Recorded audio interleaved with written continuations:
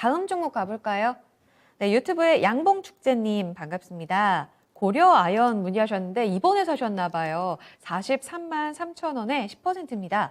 상승 이후에 시장 때문인지 조정폭이 좀 큰 상태인데 어떻게 대응을 해야 할까요? 공매 영향력 그리고 추매 관련한 내용도 점검해 주세요 하셨습니다.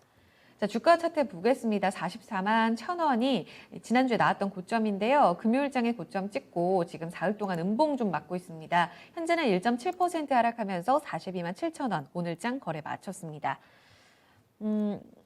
경기 민감주들이 다 같이 좀 오늘장은 조정을 받았잖아요. FA님, 일단 오늘 그리고 최근의 음봉은 시장 영향으로 좀 봐야 되는 건지 지금의 추이를 좀 어떻게 읽고 계시는지 먼저 여쭤볼게요. 일단 고려아연 같은 경우 조금 관망을 해보시는 게 좋을 것 같은데요. 문제는 이제 단기적인 그 버퍼가 내려왔을 때 이미 이제 이 고려아연이 사실은 이제 뭐 차트상의 움직임을 보면 고려아연은 40만 원 이하에서 사고 43만 원 이상 되면 팔자 뭐 이렇게 말씀하시는 분도 간혹 계십니다. 그러니까 반대로 말씀드리면은 그만큼 이 회사가 움직이는 그 박스권이 생각보다 그렇게 높낮이가 매력적이진 않다는 거예요. 안정적이지만 그렇죠. 약한. 오히려 이제 그 변동 자체가 크지 못한 종목인데 네네. 이렇게 그 간에서 갇혀서 계속 왔다 갔다 하기 때문에 어느 구간 이하에서 매수, 어느 구간 이하에서 매수해야 된다. 뭐 이렇게 말씀하시는 분도 간혹 계시긴 합니다만은 네.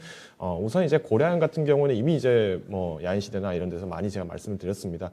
원자재 관련 부분이고요. 결국은 이제 구리 가격에 대한 부분들, 정광 부분들을 보실 때 제가 어제 연결고리에서도 조금 말씀을 드렸습니다만은 직접 광석을 캐는 광산 업체 같은 경우에는 말 그대로 지금 가동률 자체가 굉장히 현저하게 떨어져 있는 상태이기 때문에 지금 가동을 하는 업체들은 매출이 적더라도 당기 순이익면이 굉장히 많이 올라갑니다. 왜?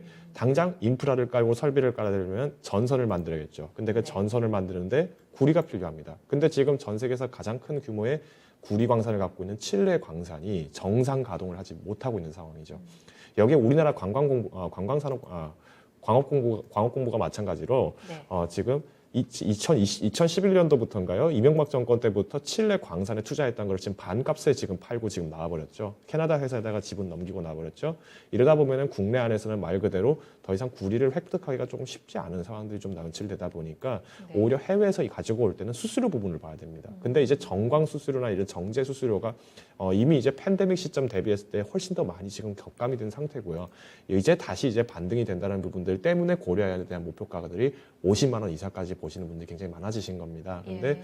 오히려 이제 고려아연 같은 경우에는 풍산이나 아니면은 이구 산업과 조금 차별점이 있다면은 이 고려아연의 강점 중 하나, 또 다른 테마가 하나 있죠. 바로 은입니다. 실제로 이 차트가 보시면은 2020년도 8월 7일자 이때 이제 고점을 한번 달성을 했었죠. 고려아연은 이제 주요 매출은 연과 아연입니다. 근데 그 안에 경제를 하는 과정 속에서 이제 구리들도 정제를 하는 그 설비를 또 가지고 있고요. 여기 이제 정제 과정에서 금과 은과 같은 귀금속들이 마찬가지로 나옵니다. 이 매출 부분들이 생각보다 큽니다. 미국의 SIR이라고 하는 ETF가 있습니다. 은을 채굴을 하는 그 광부 업체들의 그 ETF라고 보시면 되는데요. 네. 실제로 이 ETF 안에도 항상 거론되는 업체 중 하나가 바로 이 고려아연이고요. 2019년도인가요? 2020년도인가요? 제가 조금 헷갈리는데요. 실제로 이 고려아연 같은 경우는 전 세계적으로 은 생산량을 전 세계 1위를 했던 업체이기도 합니다. 그러다 보니까 이 부분들이 조금 뒤늦게 부각이 되면서 닥터 코퍼가 빠졌지만 금과 은 가격이 최근에 많이 올랐다. 네. 근데 이 친구들이 금과 은을 정제를 하면서 만들어내서 많이 팔더라가 이제 뒤늦게 보고가 된 거죠. 자, 그러면 지금 금값과 은값은 지금 귀금속의 개념으로서 지금 거래가 되냐? 그렇지 않죠. 금 같은 경우에는 이미 가상화폐 시장 쪽 때문에 안전자산이라는 개념보다는 다른 곳으로 투자 시장이 지금 옮겨지다 보니까 금 가격이 1,800달러 선을 조금 쉽게 회복하지 못하는 상황이고, 은 가격 같은 경우에는 은의 실질적인 소요의 절반 이상이 산업재 소요고요. 네. 그 중에서 약 4분의 1 정도가 또 태양광 패널을 만들 때 들어가는 그런 양들이 있다 보니까 앞으로는 어떤 이 은과 관련된 부분들이 태양광 패널과 관련돼서 연계가 됐을 때 주가가 잠깐 반짝할 수 있습니다. 그래서 이후에 다시 43만 원 선까지 도달을 하셨을 때는 조금 비중을 좀 가볍게 더셨으면 좋겠다라는 생각이고요.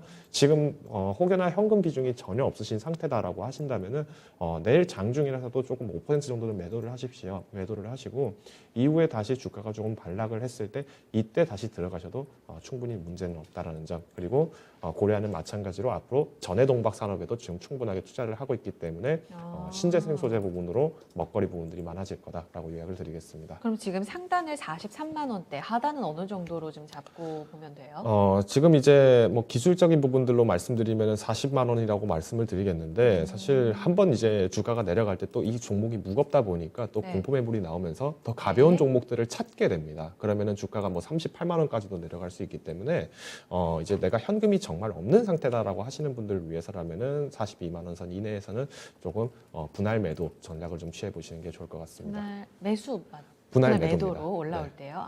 알겠습니다. 추가 매수는 반대하시는 거죠, FA님? 네, 현재 구간에서는 조금 추가 매수는 지양하시는 게 좋겠다. 차라리 추가 매수 의향이 있으시다면은 오히려 공매도 재개 이후에 한 2주에서 한 달 뒤쯤 시점을 다시 한번 시장 상황과 연계해서 보시면 좋을 것 같습니다. 공매도 영향도 꽤 있을 거로 보시는 거네요. 일단은 시장 자체가 지금 이제 닥터코프나 이런 마진이 굉장히 높아졌기 네. 때문에 오히려 이제 공매도가 잘 원자재 나오지는 쪽이? 않을 것으로 생각이 됩니다. 네. 오히려 이제 굉장히 무거운 종목이기 때문에 또 쉽게 이제 그 주가가 올라가지 못했던 영향들을 감안해 보신다면은 공매도 영향이 조금 상대적으로는 적을 수 있겠지만은 그래도 개인 투자자들의 입장에서는 기존에 가지고 있던 종목보다 조금 더 매력적인 종목들을 찾아 이동하는 과정 속에서 주가가 하락할 수 있다는 점을 명심해 주시면 좋을 것 같습니다. 우선순위에서 밀려나면서 공매도의 타겟 자체가 아니라 부수적인 영향을 좀 받을 수 있다는 점을 고려해 보셔야 될 것 같아요. 그래서 상단 자체를 더 높게 드리진 않습니다. 42만 원 다시금 위쪽으로 43만 원까지 올라오게 되면은 상단으로 좀 줄이시고 그리고 다시 빠졌을 때 좀 공략해보는 이런 좀 같은 박스권 안에서의 전략을 좀 참고해 보시면 될 것 같아요. 양봉축제님의 고려아연이었습니다.